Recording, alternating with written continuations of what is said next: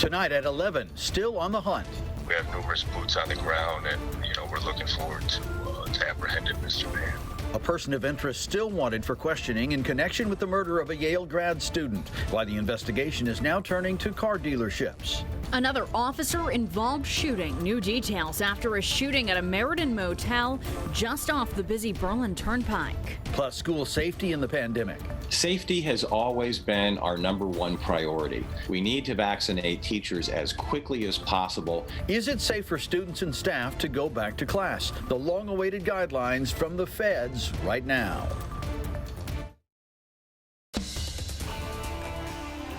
Fox 61 News at 11 starts now.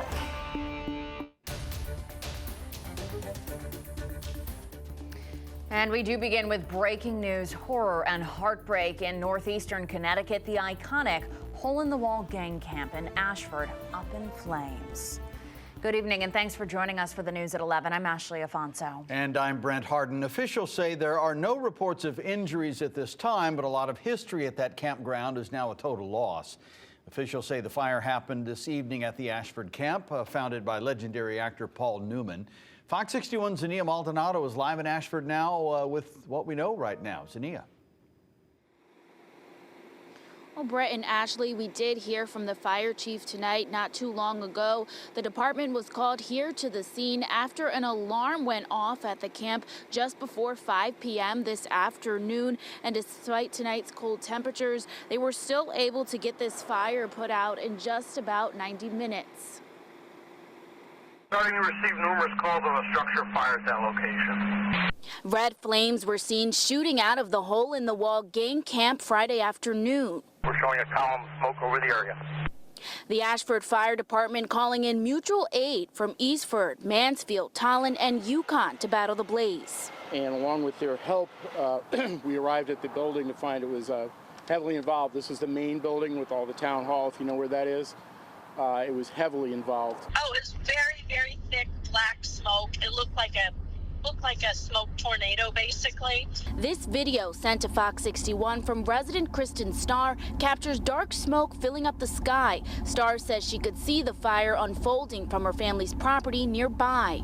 It was pretty sad. I personally knew 2 people who attended it, and they got so much out of that camp. There were no reported injuries, but camp officials confirming to Fox 61 the fire did destroy large portions of the property, including their wood shop, arts and crafts, cooking zone, and camp store buildings. Hole in the Wall, founded by Paul Newman in 1988, holding a powerful meaning for many as it gave the typical summer camp experience to seriously ill children and their families. Camp CEO James Canton releasing a statement reading in part, although the cause of the fire is unknown at this time, what is known is that the Hole-in-the-Wall gang camp is a community devoted to hope and healing. We will get through this in the way that we always have and always will as a family.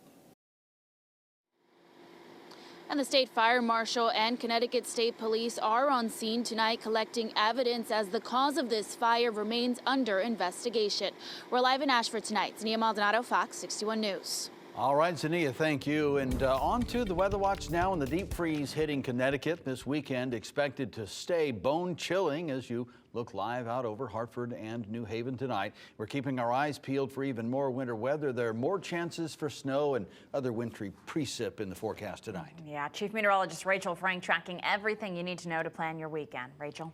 Yeah, busy stretch of weather ahead, and we're not just expecting snow. As Brent mentioned, I think we could see a little snow, a little ice, a little rain, a combination. And the reason why is because we are kind of living on the edge as we head through Sunday all the way through next week. On the edge of colder air to the north, warmer air to the south, we're in the middle. So we're going to have some precipitation type problems trying to figure out where do we stand. A little nudge to the north or south could mean the difference between rain, snow, or again, a mix, as I mentioned to you before. But our first event up at bat out of several is going to be for Saturday night into Sunday. It's not a weekend killer by any stretch. I think you can keep your plans, but it will create some slippery roads. One piece piece coming out of the south, another one out of the north to come together to develop our storm, but it's not with us during the day tomorrow. So low temperatures tonight, once again on the colder side, dropping back into the teens for just about everybody. Heading through the day tomorrow, we'll see mostly cloudy skies, generally tending to increase as we head through the afternoon, eventually turning overcast with high temperatures that'll only be in the upper 20s to right around 30 degrees. Now, after about 6 o'clock or so, there's a rising chance for a light wintry mix. We could see a little bit of snow and sleet. Those are the ice pellets that kind of ding when they hit the roof of your car. And we'll continue to see that kind of patchy mix right into early on Sunday morning. By mid to late morning, we might be able to dry things out on your Sunday, and with temperatures climbing above freezing, hopefully those road conditions will improve. Might be a little slippery though for untreated surfaces, especially for late Saturday night into Sunday morning. That's just round one. We've got a little bit more for Monday, then a lot more for Tuesday, and then Thursday and Friday. So we've got a lot in the 7-day forecast to go through. We'll try to break it all down for you best we can. Full forecast in just a bit. All right, Rachel, thank you. New details tonight following an officer-involved shooting in Meriden. The suspect in that shooting in the hospital tonight after some sort of struggle with police. Sky 61 flying over the scene in Meriden at the motel just off the Berlin Turnpike. Fox 61's Brian Didlake brings us the latest developments and what one witness said at that motel.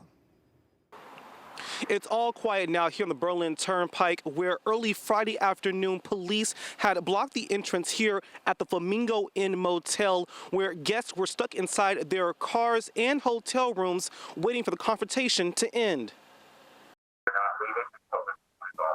Audio captured during a Zoom call with a witness. Tenants of the Flamingo Inn Motel stuck Friday afternoon as police surrounded a room on the first floor looking for an armed robbery suspect.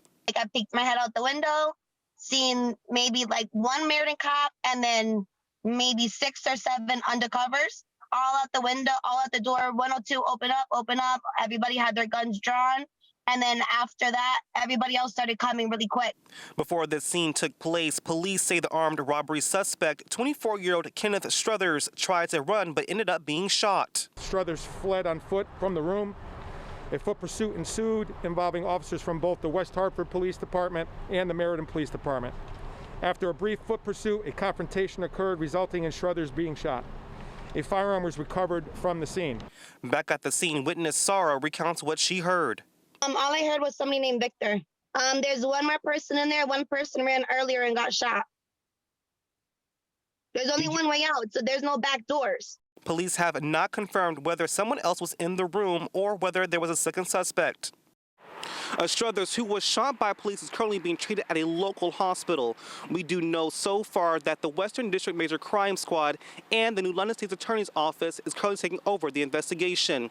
Of course, we'll follow this investigation, and once we know more, we'll tell you more. In Meriden, Brian Didlake, Fox 61 News.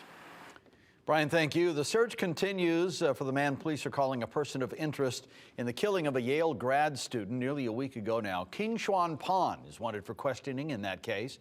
He's wanted right now on stolen vehicle charges, but police want to ask him questions regarding the shooting death of 26-year-old Kevin Jiang. Jiang was found shot to death last week along Lawrence Street. Members of the community are still coming to grips with this tragic loss as police search for answers as to what happened. The U.S. Marshals are offering a reward up to $5,000 for information leading to Pan's arrest. Investigators say he was last seen Thursday morning in Georgia, just outside the city of Atlanta. He is considered armed and dangerous. And New Haven police are asking the public for help in this homicide investigation. They're reaching out to car dealerships in Connecticut and Massachusetts for that help. New Haven police say they know King Xuan Pan visited car dealerships prior to the day Jiang was killed. Investigators say Pan asked to test drive vehicles and bring them to his mechanic for inspection.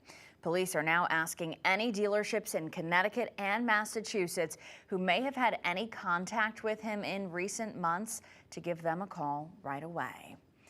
And funeral services for Kevin Jiang will be held tomorrow afternoon at the Trinity Baptist Church in New Haven beginning at 2 o'clock. Fox 61 will be streaming those services live on our Fox 61 News app, and you can expect more on this investigation as police continue their search.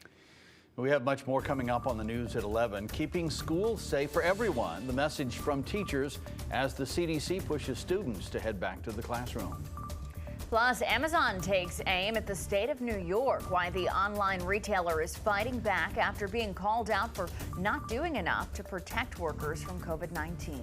And a popular snack could be contaminated. What you need to know about a listeria outbreak involving queso later on the news at 11.